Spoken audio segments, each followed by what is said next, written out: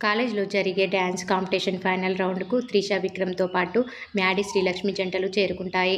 ఆ లక్ష్మి ఏకాగ్రతను ఎంత దెబ్బతీసినా ఫైనల్ వరకు వచ్చిందని త్రిష కోపంతో రగిలిపోతూ ఉంటుంది.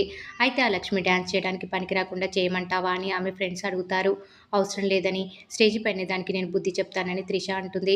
ఇంతలో టైం అయిపోతుందని త్వరగా రావాలని అనౌన్స్ చేయడంతో డ్యాన్స్కు 2 గ్రూపులు సిద్ధమవుతాయి. ర్యాపిడ్ ఫైర్ రౌండ్ కావడంతో ఇద్దరు ఒకేసారి స్టేజ్ పైకి వచ్చి డ్యాన్స్ చేస్తుంటారు. కూచిపూడి డ్యాన్స్ చేస్తుండగా త్రిష కావాలని తన చేతి గాజులు పగలగొట్టి ఫ్లోర్ మీద వేస్తుంది. అది చూసుకోకుండా శ్రీలక్ష్మి వాటిపైనే డ్యాన్స్ చేయడంతో ఆమె కాళ్ళల్లో గాజు పెంకలు గుచ్చుకుంటాయి. దీంతో అందరూ కంగారు పడతారు. మ్యాడీ కూడా చాలా ఆందోళన చెందుతాడు. ఇంట్లో టీవీలో చూస్తున్న సూర్యనారాయణ సహా కుటుంబ సభ్యులంతా భయపడిపోతుంటారు. అయితే ప్రియంవద మాత్రం అది చూసి చాలా సంతోషపడుతుంది. అప్పటి వరకు త్రిషపై ఎంతో కోపంగా ఉన్న ప్రియంవద సరైన సమయానికి సరైన పని చేసిందని ఆనందపడుతూ ఉంటుంది. ఇప్పుడు ఆ శ్రీలక్ష్మి ఎలా డ్యాన్స్ చేస్తుందో నేను కూడా చూస్తానని అనుకుంటూ ఉంటుంది ప్రియంవద. కాలిలో గాజు పెంకలు గుచ్చుకొని రక్తం ఓడుస్తున్న శ్రీలక్ష్మి మాత్రం డ్యాన్స్ ఆపకుండా చేస్తూనే ఉంటుంది. చివరకు పాట ఆగిపోవడంతో విరమించుకుంటుంది. జడ్జీలు మ్యాడీ శ్రీలక్ష్మి జంట విజయం సాధించారని ప్రకటించడంతో పాటు ట్రోఫీ అందజేస్తారు. అలాగే ₹1,00,000 ప్రైజ్ మనీ కూడా ఇస్తారు.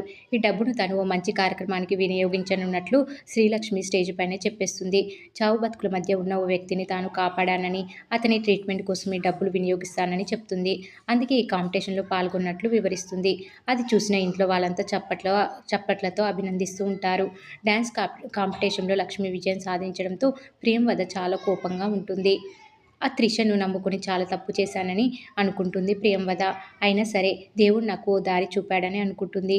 ఇప్పుడు ఆ లక్ష్మి ఆ డబ్బులు తీసుకొని డాక్టర్కి ఇవ్వడానికి ఆ సీక్రెట్ ప్లేస్కి వెళ్తుందని, తనను అనుసరించి వెళ్తే నా భర్త ఎక్కడున్నాడో తెలిసిపోతుందని అనుకుంటుంది ప్రియంవద.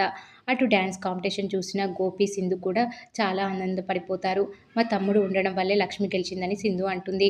ఎందుకు వాళ్ళను విడదీసి చూస్తావని, వాళ్ళు మనలా కాకుండా సంతోషంగా ఉన్నారు కదా అని గోపి అంటాడు. వాళ్ళిద్దరూ కలిసికట్టుగా డ్యాన్స్ చేయడం వల్లే ఇది సాధ్యమైందని గోపి అంటాడు. దానికి సింధు లక్ష్మిని తిట్టుకుంటూ లోపలికి వెళ్ళిపోతుంది.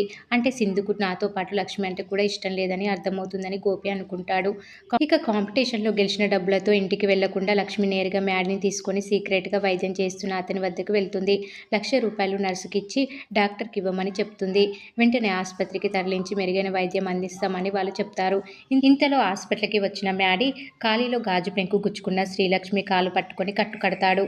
అలాగే ఆమెను కింద నుంచి లేపే క్రమంలో పొరపాటున ముద్దు పెట్టుకుంటాడు. మరి వీళ్ళిద్దరి మధ్య ప్రేమ చిగురించనుందా లేదా అనేది రాబోయే ఎపిసోడ్లో తెలుసుకుందాం.